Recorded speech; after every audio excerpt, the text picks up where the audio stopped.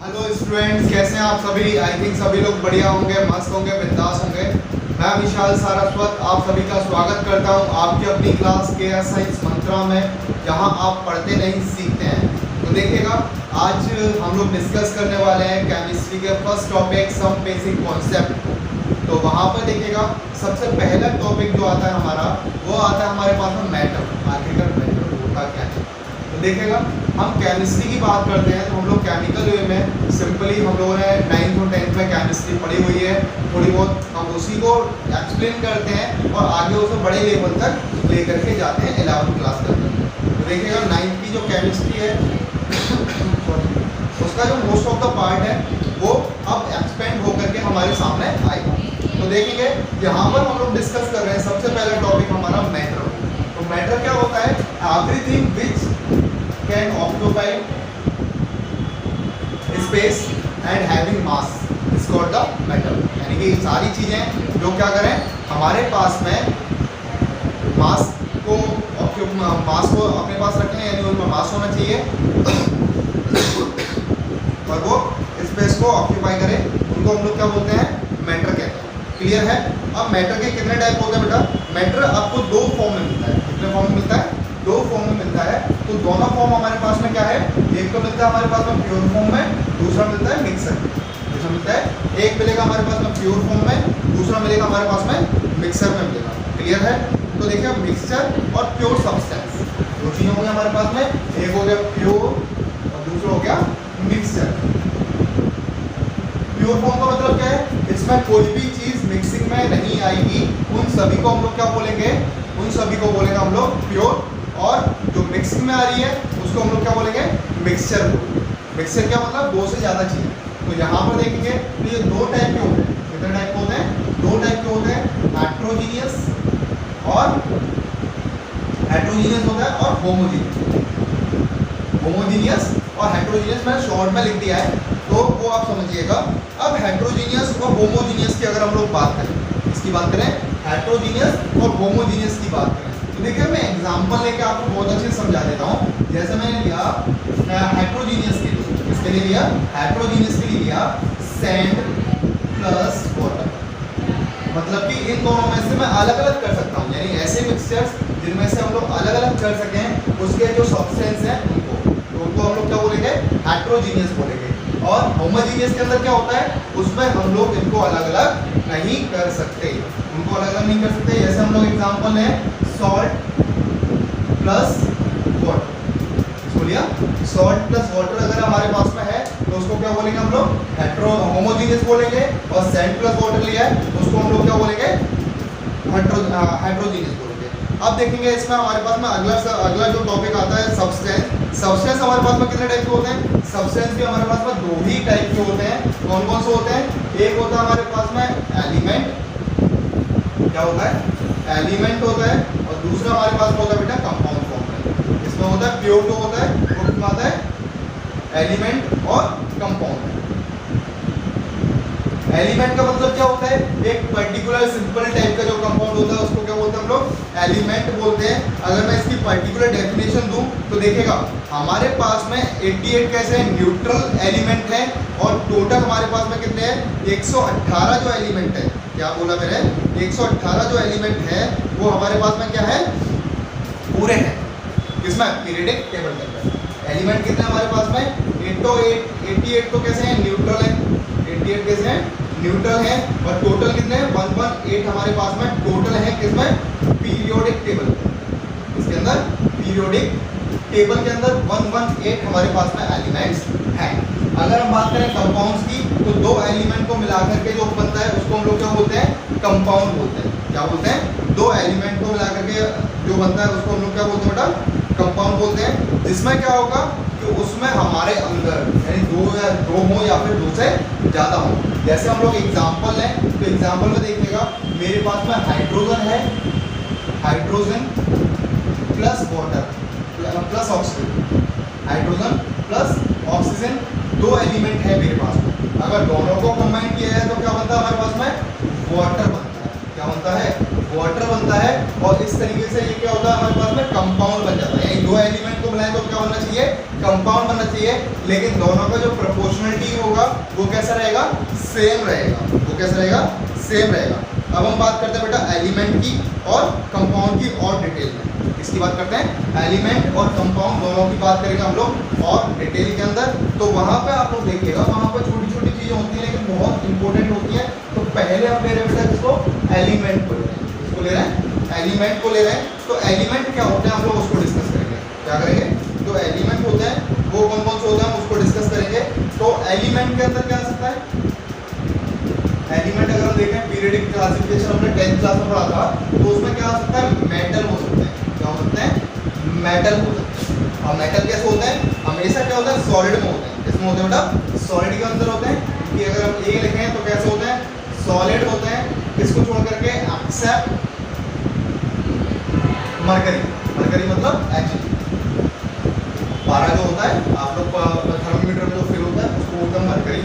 दूसरा क्या हो सकता है, ये हो सकता है बेटा गुड कंडक्टर होते हैं। क्या होते हैं बेटा, गुड कंडक्टर होते हैं। किसके, हीट और इलेक्ट्रिसिटी, किसके, हीट और इलेक्ट्रिसिटी के गुड कंडक्टर होते हैं। क्लियर। दूसरे कंपाउंड क्या हो सकता है हमारे पास में, मेटलॉइड हो सकते हैं। क्या हो सकते हैं, मेटलॉइड हो सकते हैं। मेटलॉइड क्या हो सकते हैं, ये मेटलॉइड जो सॉलिड होते हैं वो इलेक्ट्रिसिटी कंडक्ट करा भी सकते हैं और नहीं भी करा सकते हैं। क्या होते हैं, लिख देते हैं यहाँ पर, may be conduct electricity, but B में लिखेंगे बेटा बैड कंडक्टर ऑफ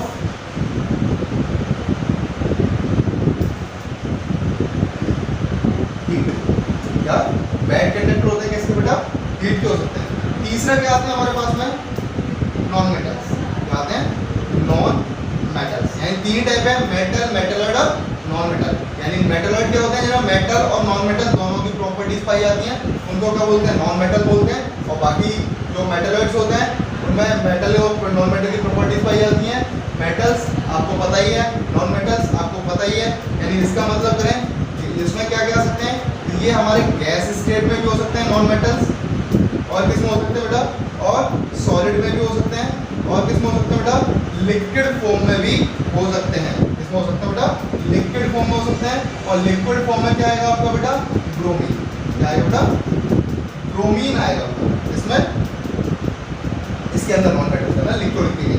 अगली चीज क्या आती है यहाँ पर, बी चीज अगर लिखें तो पुअर कंडक्टर होता है बेटा। क्या होता है बेटा, poor conductor of heat and electricity. Clear, कोई दिक्कत तो नहीं है, बात समझ में आ गई। इसके बाद में अगर हम लोग बात करें किसकी बेटा, कंपाउंड्स की, इसकी बात करें, ये तो हमारे पास हो गए मेट का एलिमेंट हो गए। अब कंपाउंड की बात करते हैं। तो कंपाउंड कितने टाइप के होते हैं बेटा, कंपाउंड होता है हमारे पास में 4 टाइप के। कितने टाइप के होते हैं बेटा, 4 टाइप के, या 3 टाइप के। अगर हम लोग जनरली बात करें तो 3 टाइप के होते हैं। कौन कौन से होते हैं, कंपाउंड्स की हम बात करें, कंपाउंड जो होंगे पहली बात या तो एसिडिक होंगे। क्या होंगे, एसिडिक होंगे। दूसरे क्या हो सकते हैं, बेसिक हो सकते हैं। तीसरे क्या हो सकता है हमारे पास में, न्यूट्रल हो सकते हैं। क्या हो सकते हैं, न्यूट्रल कंपाउंड भी हो सकते हैं। जैसे हम लोग बात करें तो एसिडिक क्या होते हैं, term blue litmus into red. ये क्या करते हैं, ब्लू लिटमस को रेड में कन्वर्ट कर देते हैं। बेसिक क्या होते हैं, term red litmus into blue. क्या, रेड लिटमस को किसमें कन्वर्ट करते हैं, ब्लू में कन्वर्ट करते हैं। और जो क्या होते हैं बेटा, न्यूट्रल होते हैं। क्या होते हैं, न्यूट्रल जो कंपाउंड होते हैं वो क्या हो सकता है, वो कोई भी नो इफेक्ट ऑन लिटमस, यानी लिटमस पर कोई भी इफेक्ट नहीं करते। अगर हम लोग इसके एग्जांपल लें तो इसका बेस्ट ऑफ एग्जांपल क्या आपके पास में, HCl है, H2SO4 है।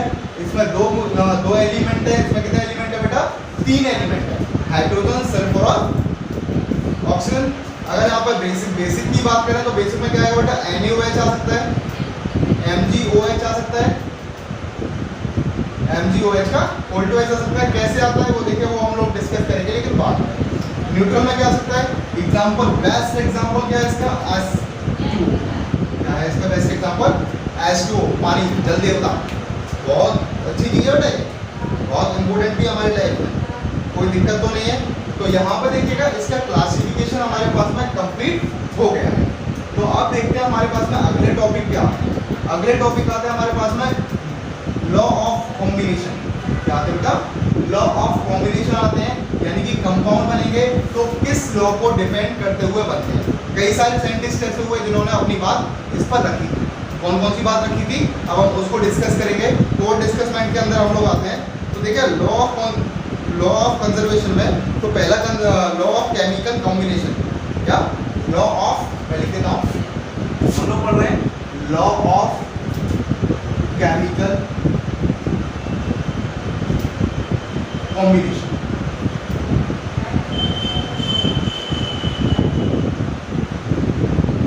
लॉ ऑफ केमिकल कॉम्बिनेशन की अगर हम लोग बात करेंगे तो लॉ ऑफ केमिकल कॉम्बिनेशन में क्या होता है? फर्स्ट लॉ आता है आपका law of conservation of mass. Law of conservation of